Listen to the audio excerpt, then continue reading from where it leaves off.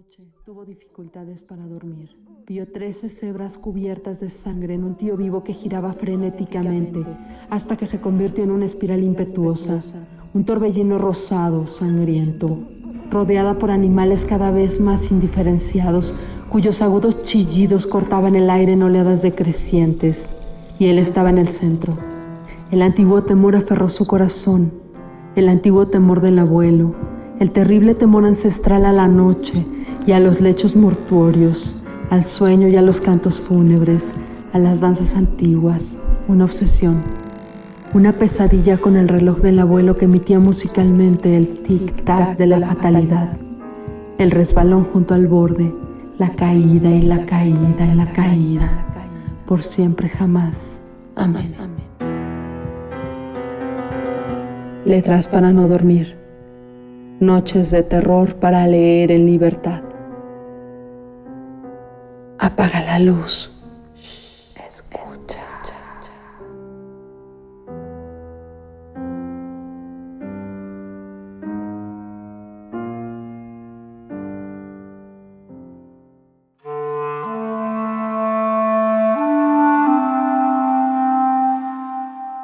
He examinado varios planos de la ciudad con suma atención, pero no he vuelto a encontrar la Rue du Sceau.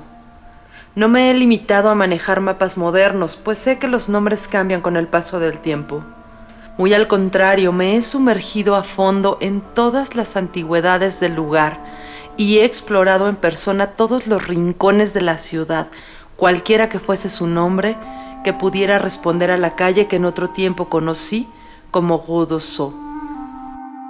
Pero a pesar de todos mis esfuerzos, no deja de ser una frustración que no haya podido dar con la casa, la calle o siquiera el distrito en donde durante mis últimos meses de depauperada vida como estudiante de metafísica en la universidad, oí la música de Eric Sand. Que me falle la memoria no me sorprende lo más mínimo, pues mi salud, tanto física como mental, se vio gravemente trastornada durante el periodo de mi estancia en la Rue du Sceau. Y no recuerdo haber llevado allí a ninguna de mis escasas amistades. Pero que no pueda volver a encontrar el lugar resulta extraño, a la vez que me deja perplejo, pues estaba a menos de media hora andando de la universidad y se distinguía por unos rasgos característicos que difícilmente podría olvidar quien hubiese pasado por allí. Lo cierto es que jamás he encontrado a nadie que haya estado en la Rue du Sceau. La Rue du Sceau quedaba al otro lado de un oscuro río bordeado de empinados almacenes de ladrillo con los cristales en las ventanas empañados, y se accedía a ella por un macizo puente de piedra ennegrecida. Estaba siempre lóbrego el curso de aquel río, como si el humo procedente de las fábricas vecinas impidiera el paso de los rayos de sol a perpetuidad.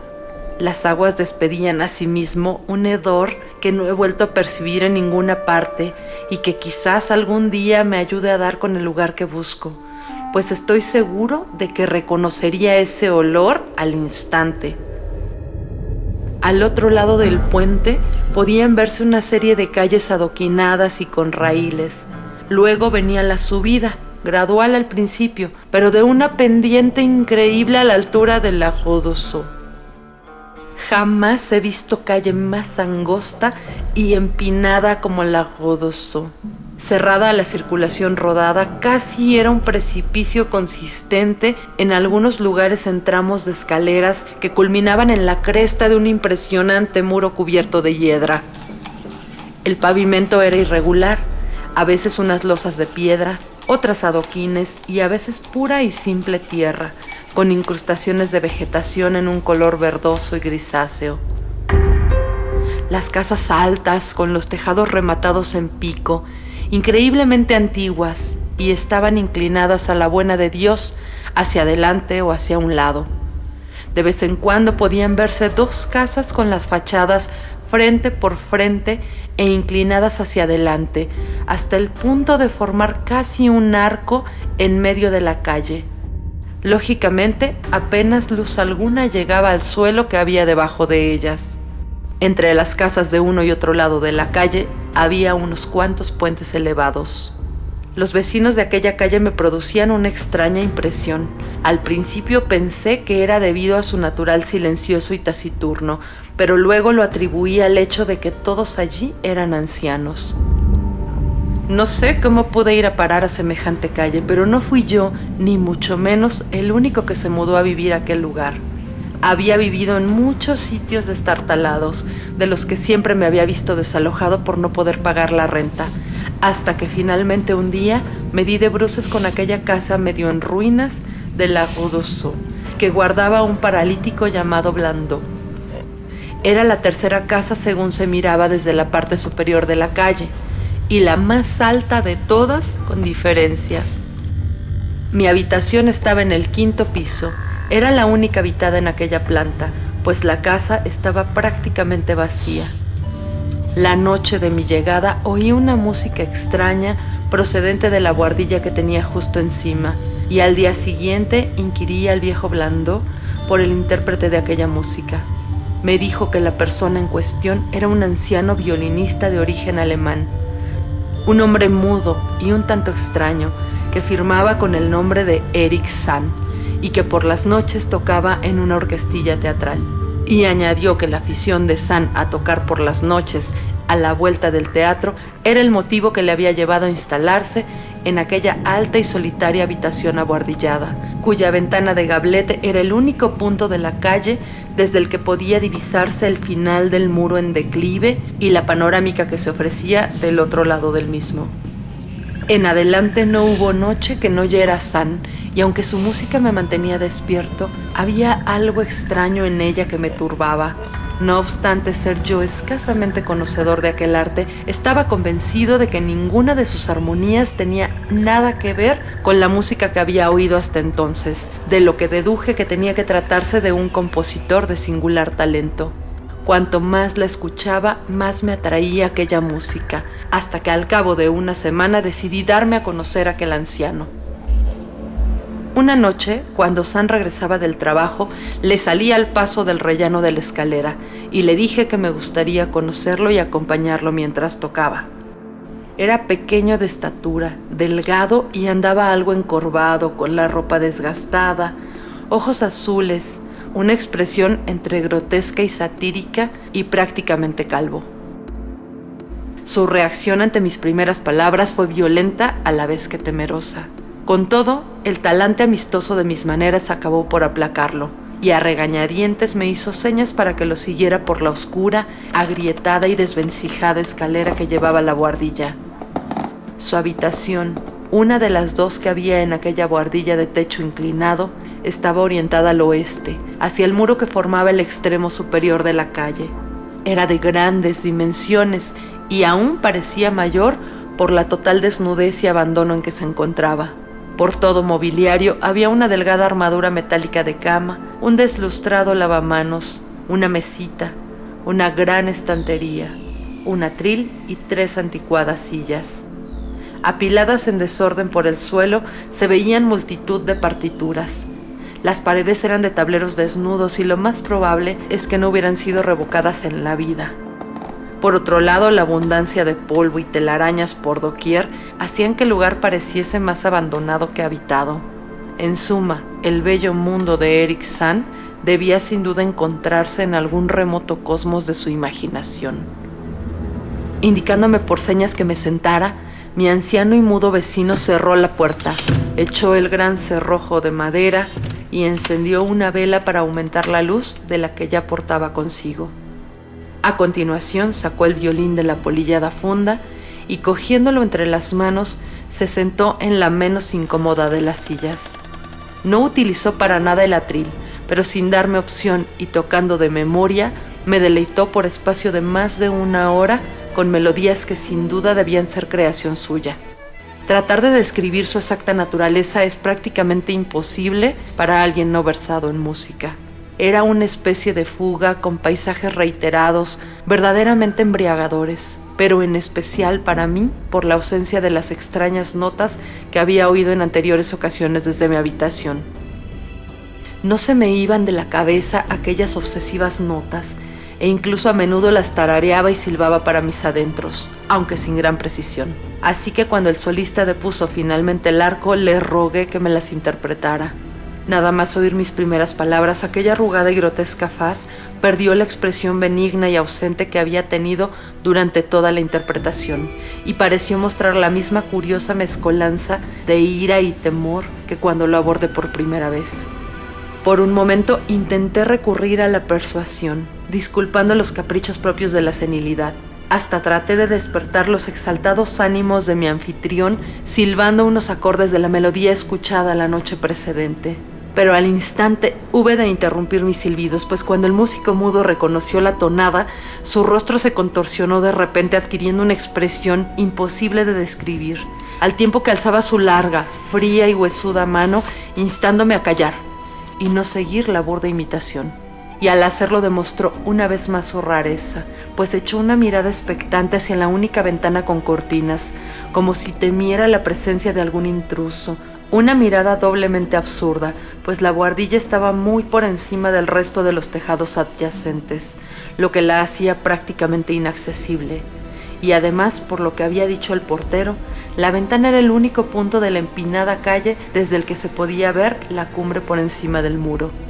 La mirada del anciano me hizo recordar la observación de Blandó, y de repente se me antojó satisfacer mi deseo de contemplar la amplia y vertiginosa panorámica de los tejados a la luz de la luna y las luces de la ciudad que se extendían más allá de la cumbre, algo que de entre todos los moradores del lago d'Ossau solo le era dado ver a aquel músico de avinagrado carácter. Me acerqué a la ventana y ya estaba a punto de correr las indescriptibles cortinas, cuando con una violencia y terror aún mayores que los de hasta entonces había hecho gala, mi mudo vecino se abalanzó de nuevo sobre mí, esta vez indicándome con gestos de la cabeza la dirección de la puerta y esforzándose agitadamente por alejarme de allí con ambas manos. Ahora, decididamente enfadado con mi vecino, le ordené que me soltara, que no pensaba permanecer allí ni un momento más. Viendo lo agraviado y disgustado que estaba, me soltó, a la vez que su ira remitía.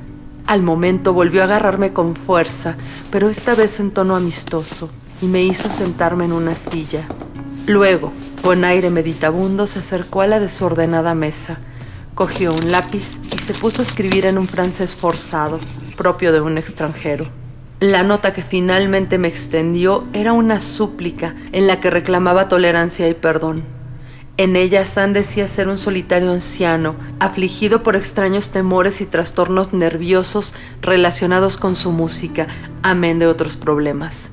Le encantaba que escuchara su música y deseaba que volviera más noches y no le tomara en cuenta sus rarezas. Pero no podía tocar para otros sus extraños acordes, ni tampoco soportar que los oyeran. Asimismo, tampoco podía aguantar que otros tocaran en su habitación. No había sabido, hasta nuestra conversación en el rellano de la escalera, que desde mi habitación podía oír su música, y me rogaba encarecidamente que hablase con Blandó para que me diera una habitación en un piso más bajo, donde no pudiera oírlo por la noche. Cualquier diferencia en el precio del alquiler correría de su cuenta. Mientras trataba de descifrar el execrable francés de aquella nota, mi compasión hacia aquel hombre fue en aumento. Era, al igual que yo, víctima de trastornos físicos y nerviosos, y mis estudios de metafísica me habían enseñado que en tales casos se requería comprensión, más que nada. En medio de aquel silencio, se oyó un ligero ruido procedente de la ventana. El viento nocturno debió hacer resonar la persiana, y por alguna razón que se me escapaba di un respingo casi tan brusco como el de Eric Sand. Cuando terminé de leer la nota, le di la mano a mi vecino y salí de allí en calidad de amigo suyo. Al día siguiente, Blandó me dio una habitación algo más cara en el tercer piso, situado entre la pieza de un anciano prestamista y la de un honrado tapicero. En el cuarto piso no vivía nadie. No tardé en darme cuenta de que el interés mostrado por Sand en que le hiciera compañía no era lo que creía entender cuando me persuadió a mudarme del quinto piso. Nunca me llamó para que fuera a verlo, y cuando lo hacía parecía encontrarse a disgusto y tocaba con desgana. Las veladas siempre tenían lugar de noche, pues durante el día dormía y no admitía visitas. Mi afecto hacia él no aumentó, aunque parecía como si aquella buhardilla y la extraña música que tocaba mi vecino ejercieran una extraña fascinación sobre mí. No se me había ido de la cabeza el indiscreto deseo de mirar por aquella ventana y ver qué había por encima del muro y abajo, en la invisible pendiente, con los rutilantes tejados y chapiteles que debían divisarse desde allí. En cierta ocasión subí a la buhardilla en horas de teatro, mientras Anne estaba fuera, pero la puerta tenía echado el cerrojo. Para lo que sí me las arreglé, en cambio, fue para oír las interpretaciones nocturnas de aquel anciano mudo. Al principio iba de puntillas hasta mi antiguo quinto piso, y con el tiempo me atreví incluso a subir el último y chirriante tramo de la escalera que llevaba hasta la buhardilla. Allí, en el angosto rellano, al otro lado de la trancada puerta que tenía el agujero de la cerradura tapado, pude oír con relativa frecuencia los sonidos que me embargaron con un indefinible temor. Ese temor a algo impreciso y misterioso que se cierne sobre uno. No es que los sonidos fuesen espantosos, pues ciertamente no lo eran, sino que sus vibraciones no guardaban parangón alguno con nada de este mundo, y a intervalos adquirían una calidad sinfónica que difícilmente podía imaginarme proveniese de un solo músico. No había duda, Eric Sand era un genio de irresistible talento. A medida que pasaban las semanas, las interpretaciones fueron adquiriendo un ritmo más frenético y el semblante del anciano músico fue tomando un aspecto cada vez más demacrado y huraño, digno de la mayor compasión. Ya no me dejaba pasar a verlo, fuese cual fuese la hora en que llamara, y me rehuía siempre que nos encontrábamos en la escalera. Una noche, mientras escuchaba desde la puerta, oía el chirriante violín dilatarse hasta producir una caótica babel de sonidos, un pandemonio que me habría hecho dudar de mi propio juicio si desde el otro lado de la trancada puerta no me hubiera llegado una lastimera prueba de que el horror era auténtico, el espantoso e inarticulado grito que solo la garganta de un mudo puede emitir y que solo se alza en los momentos en que la angustia y el miedo son más irresistibles. Golpeé repetidas veces la puerta, pero no recibí respuesta.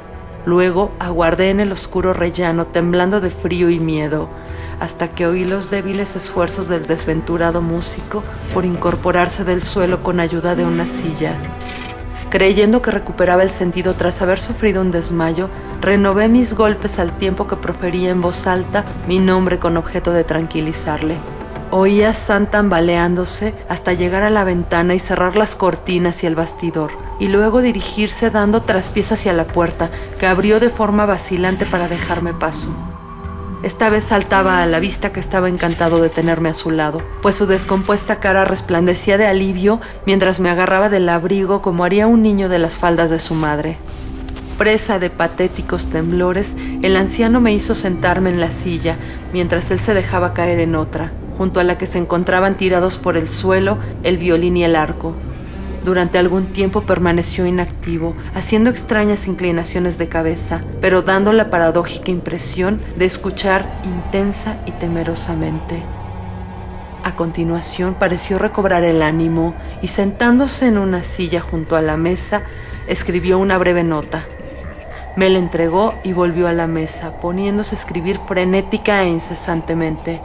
En la nota me imploraba que por compasión hacia él y si quería satisfacer mi curiosidad, no me levantara de donde estaba hasta que él acabase de redactar un exhaustivo informe en alemán sobre los prodigios y temores que le asediaban. En vista de ello permanecí allí sentado, mientras el lápiz del anciano mudo corría sobre el papel. Había transcurrido ya 1 hora y yo seguía allí esperando mientras el anciano músico proseguía escribiendo febrilmente y las hojas se apilaban unas sobre otras, cuando de repente Sand dio un respingo, como si hubiera recibido una fuerte sacudida. No cabía error, sus ojos miraban a la ventana con la cortina echada y escuchaba en medio de grandes temblores. Luego creí oír un sonido. Esta vez no era horrible, sino que muy al contrario se asemejaba a una nota musical extraordinariamente baja e infinitamente lejana, como si procediera de algún músico que habitase en alguna de las casas próximas o en una vivienda allende el imponente muro por encima del cual nunca conseguí mirar.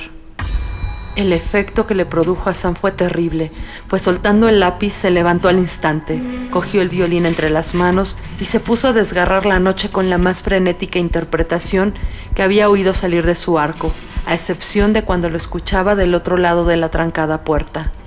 Sería inútil intentar describir lo que tocó Erikson aquella espantosa noche. Era infinitamente más horrible que todo lo que había oído hasta entonces, pues ahora podía ver la expresión dibujada en su rostro y podía advertir que esta ocasión el motivo era el temor llevado a su máxima expresión. Trataba de emitir un ruido con el fin de alejar o callar algo, que exactamente no sabría decir, pero en cualquier caso debía tratarse de algo pavoroso. La interpretación alcanzó caracteres fantásticos, histéricos, de auténtico delirio, pero sin perder ni una sola de aquellas cualidades de magistral genio de que estaba dotado aquel singular anciano. Reconocí la melodía, una frenética danza húngara que se había hecho popular en los medios teatrales, y durante unos segundos reflexioné que aquella era la primera vez que oía a Sand interpretar una composición de otro autor. Cada vez más alto, cada vez más frenéticamente, ascendía el chirriante y lastimero alarido de aquel desesperado violín. El solista emitía unos ruidos extraños al respirar y se contorsionaba cual si fuese un mono, sin dejar de mirar temerosamente a la ventana con la cortina echada. En aquellos frenéticos acordes creía ver sombríos faunos y bacantes que bailaban y giraban como posesos en abismos desbordantes de nubes, humo y relámpagos. Y luego me pareció oír una nota más estridente y prolongada que no procedía del violín, una nota pausada, deliberada, intencional y burlona que venía de algún lejano lugar en dirección oeste. En este trance, la persiana comenzó a batir con fuerza debido a un viento nocturno que se había levantado en el exterior, como si fuese en respuesta a la furiosa música que se oía dentro. El chirriante violín de Sand se superó a sí mismo y se lanzó a emitir sonidos que jamás pensé que pudieran salir de las cuerdas de un violín. La persiana trepidó con más fuerza, se soltó y comenzó a golpear con estrépito la ventana. Como consecuencia de los persistentes impactos en su superficie, el cristal se hizo añicos, dejando entrar una bocanada de aire frío que hizo chisporrotear la llama de las velas y crujir las hojas de papel que había sobre la mesa en que Sand intentaba poner por escrito su abominable secreto. Eché una mirada a Sand y comprobé que estaba totalmente absorto en su tarea. Sus ojos estaban inflamados, vidriosos y ausentes, y la frenética música había acabado transformándose en una orgía desenfrenada e irreconociblemente automática que ninguna pluma podría siquiera intentar describir. Una repentina bocanada, más fuerte que las anteriores, arrebató el manuscrito y se lo llevó hacia la ventana. Preso de la desesperación, me lancé tras las cuartillas que volaban por la habitación, pero ya se las había llevado el viento antes de conseguir llegar yo a las abatidas hojas de la ventana. En aquel momento recordé mi deseo aún insatisfecho de mirar desde aquella ventana, la única de la Rue d'Ossau, desde la que se podía ver la ladera que había al otro lado del muro y la urbe extendida a sus pies. La oscuridad era total, pero las luces de la ciudad estaban continuamente encendidas de noche, por lo que esperaba poder verlas entre la cortina de lluvia y viento.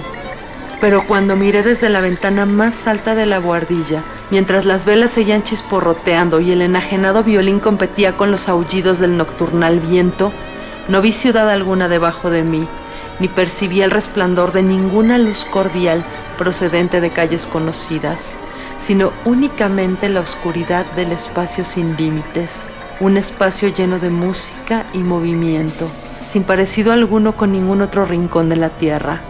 Y mientras permanecía allí de pie, contemplando con espanto aquel inimaginable espectáculo, el viento apagó las 2 velas que iluminaban aquella vieja buhardilla, sumiéndolo todo en la más brutal e impenetrable oscuridad. Ante mí no tenía sino el caos y el pandemonio más absoluto.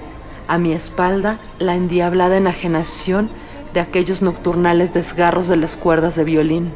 Tambaleándome, volví al oscuro interior de la habitación. Sin poder encender una cerilla, derribé una silla y finalmente me abrí paso a tientas hasta el lugar donde provenían los gritos y aquella increíble música.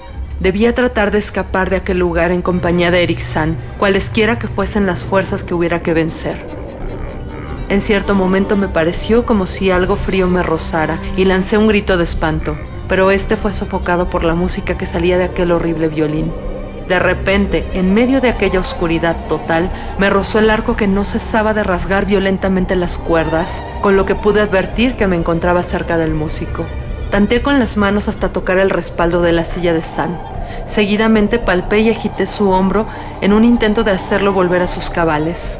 Pero San no respondió, y mientras el violín seguía chirriando sin mostrar la menor intención de parar. Puse la mano sobre su cabeza, logrando detener su mecánica inclinación, y le grité al oído que debíamos escaparnos los dos de aquellos ignotos misterios que acechaban en la noche. Pero ni percibí respuesta, ni San redujo el frenesí de su indescriptible música. Entretanto, extrañas corrientes de aire parecían correr de un extremo a otro de la buhardilla, en medio de la oscuridad y el desorden reinantes. Un escalofrío me recorrió el cuerpo cuando le pasé la mano por el oído, aunque no sabría bien decir por qué. No lo supe hasta que no palpé su cara inmóvil, aquella cara helada, tersa, sin la menor señal de respiración, cuyos vidriosos ojos sobresalían inútilmente en el vacío. Y a renglón seguido, tras encontrar milagrosamente la puerta y el gran cerrojo de madera, me alejé a toda prisa de aquel ser de vidriosos ojos que habitaba en la oscuridad y de los horribles acordes de aquel maldito violín cuya furia incluso aumentó tras mi precipitada salida de aquella estancia. Salté, conservé el equilibrio, descendí volando las interminables escaleras de aquella tenebrosa casa. Me lancé a correr sin rumbo fijo por la angosta, empinada y antigua calle de escalones y desvencijadas casas. Como una exhalación descendí las escaleras y salté por encima del adoquinado pavimento, hasta llegar a las calles de la parte baja y al hediondo y encajonado río. Resollando, crucé el gran puente oscuro que conduce a las amplias y saludables calles y bulevares que todos conocemos. Todas ellas son terribles impresiones que me acompañarán donde quiera que vaya. Aquella noche, recuerdo, no había viento ni brillaba la luna, y todas las luces de la ciudad resplandecían.